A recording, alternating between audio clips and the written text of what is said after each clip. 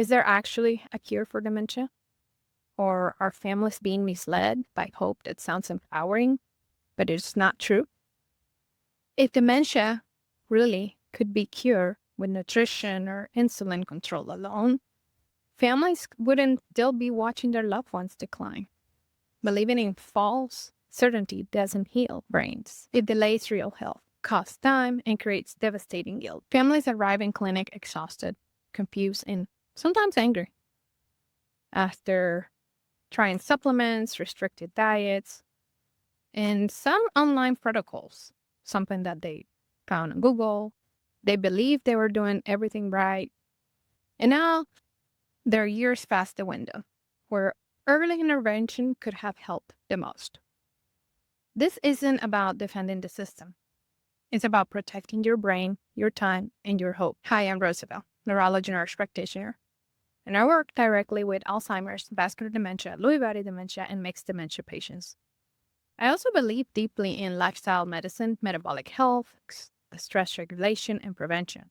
In today's video, I'm going to walk you through the 3 truths families need to understand about dementia cures and what actually helps the brain without hype, absolutes, or fear. So here's the truth. There's currently no cure for Alzheimer's disease. That's not opinion, that's evidence. Alzheimer's is a neurodegenerative disease that involves plaques, tangles, synaptic loss, inflammation, and vascular changes. Once neurons are lost, they do not regenerate. That distinction matters. Improvement is not the same as reversal. Some people do see improvement, especially in mild cognitive impairment or very early disease, but improving cognition is not the same as reversing Alzheimer's pathology. Insulin resistance, of course, it matters. Metabolic health matters. But reducing insulin resistance has not been shown to reverse established Alzheimer's disease. And why am I mentioning this?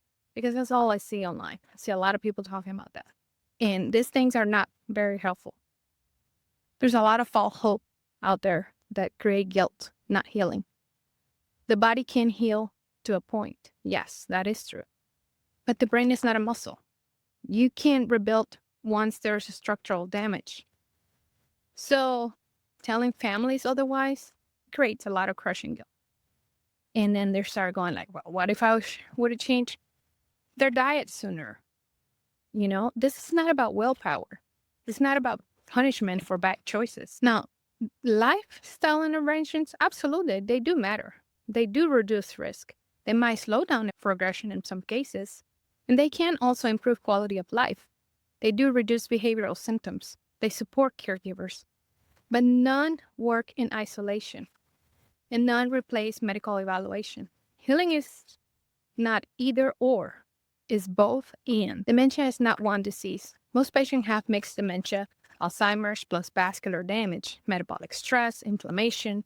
So when someone claims they cure dementia, which type, which stage, which biomarkers, which outcomes, and for how long, right? Science doesn't fear questions, it welcomes them.